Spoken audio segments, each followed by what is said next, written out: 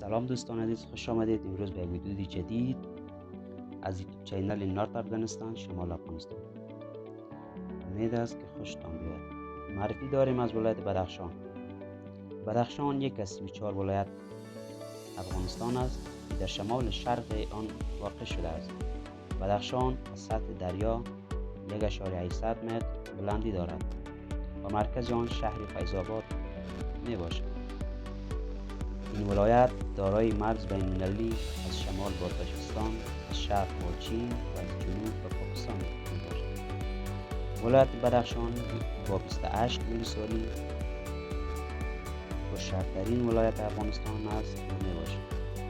این ولایت در 470 کیلومتری کابل واقع است.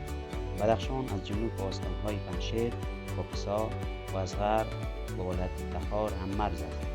مساحت بدخشان بیش از 47.403 متر مربع می باشد.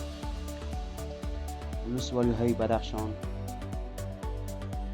ارغنج‌ها، شغنان، ارگو، شکی، اشکاشم، شهدا، بهارک، شهر بزرگ، تگاف، چشم بالا، شهر فیض‌آباد، کران منجان، اشکان، جرم، کشم، خاش، کوه آب، خواهان، کوهستان، درایم، واخان، درواز پایین، نسی، وردوج، یاوان، درواز بالا،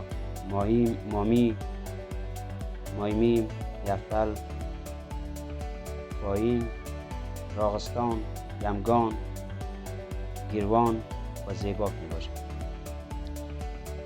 خب، تشکر شما دوستان از این ویدیویی که شما ارائه کردید. امید خوشتان آمده باشد و ما را از یادتان نبرید. سابسکرایب کنید و از ویدیوهای جدید باشید.